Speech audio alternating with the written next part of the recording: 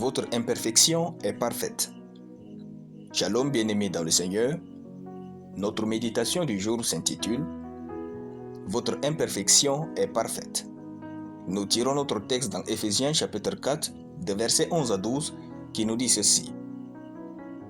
Il a donné les uns comme apôtres, les autres comme prophètes, les autres comme évangélistes, les autres comme pasteurs et docteurs, pour le perfectionnement des saints. Alléluia.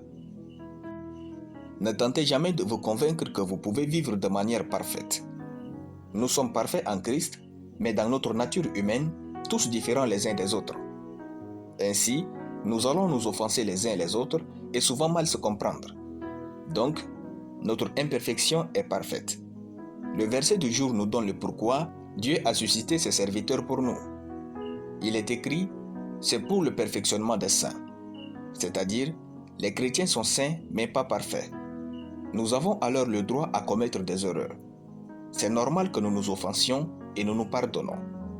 Ne soyez pas si dur avec vous-même pour rien. Ne vous souhaitez pas une vie si dure parce que votre bonne volonté n'a pas suffi et vous avez failli. Dieu sait que vous n'êtes pas parfait. Il n'attend jamais de vous la perfection, mais le perfectionnement. Il veut que vous ne cessiez jamais de grandir et devenir une personne meilleure et accomplie. N'essayez pas de devenir la personne que vous admirez, soyez vous-même.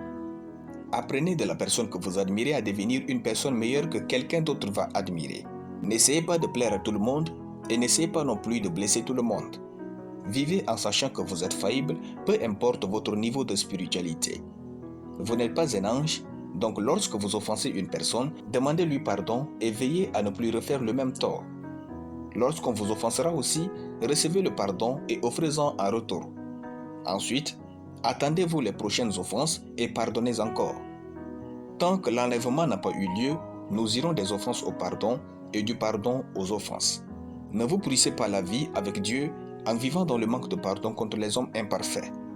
Prenez garde, devenez meilleur dans tous les aspects de votre vie. Acceptez vos limites et développez-vous régulièrement.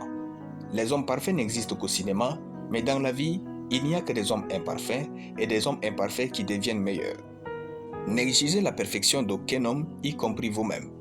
Soyez donc prompt à comprendre les offenses, à les pardonner, à les utiliser pour renforcer vos relations et à devenir meilleur. Votre imperfection n'est pas un défaut, mais une occasion de devenir meilleur à l'image parfaite de Christ. Alléluia. Nous allons prier. Merci tendre Père pour ta parole dans mon esprit. Je déclare, pendant que la perfection de Christ coule en moi, je vis et je deviens de plus en plus meilleur. Je reçois et j'offre le pardon comme Dieu au nom de Jésus. Amen. La lecture biblique en une année, Amos chapitre 5 à Amos chapitre 6. Soyez bénis, c'était le pain du ciel.